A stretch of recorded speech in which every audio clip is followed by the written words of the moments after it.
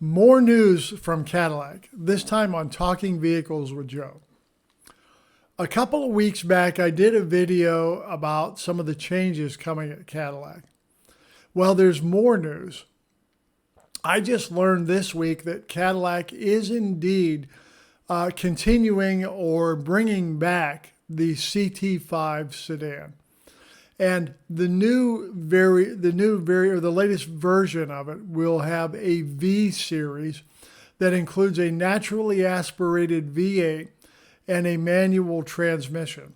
Now, I haven't heard whether or not that's going to be labeled a Blackwing, and if the V series will continue like it does with the twin turbo V6. But I do know for sure that there will be a V8 and a manual transmission available on the CT5 that's upcoming, the newest version of the CT5.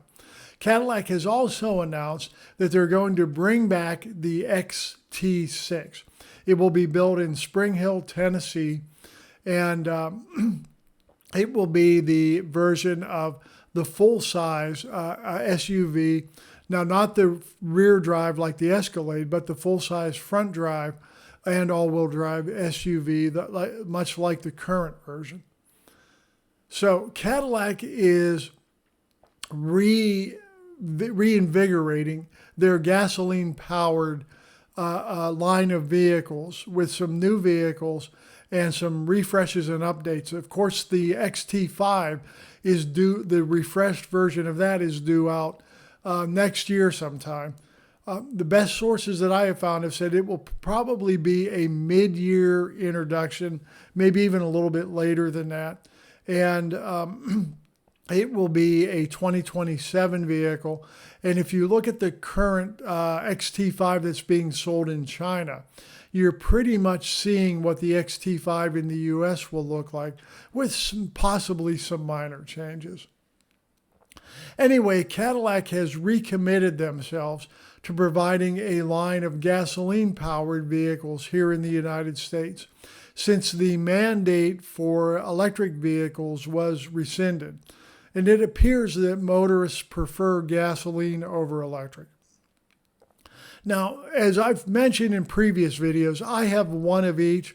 And I've got to tell you, I really enjoy my electric vehicle, the Optic that I own. That instantaneous torque and instantaneous response when you step on the accelerator is very exhilarating. It's actually fun to drive. The absolute silence from the powertrain when you're operating the vehicle at speed really reduces your sense of speed. As a matter of fact, we were driving the other day. My wife was in the vehicle, and she wondered why I was going so slow.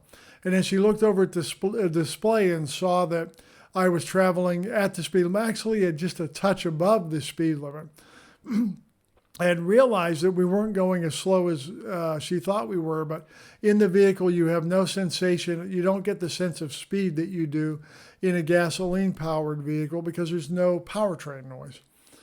So electric vehicles are, in the terms of the fun to drive quotient, in my opinion, are a very, very enjoyable vehicle. Now, yeah, they still have their challenges. You know, charging is not as convenient as purchasing gas for a gas-powered car.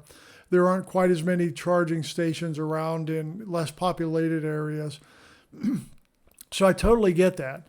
But electrics, if you're in the market for a vehicle, I would suggest go take an electric for a drive. Just see what it's all about.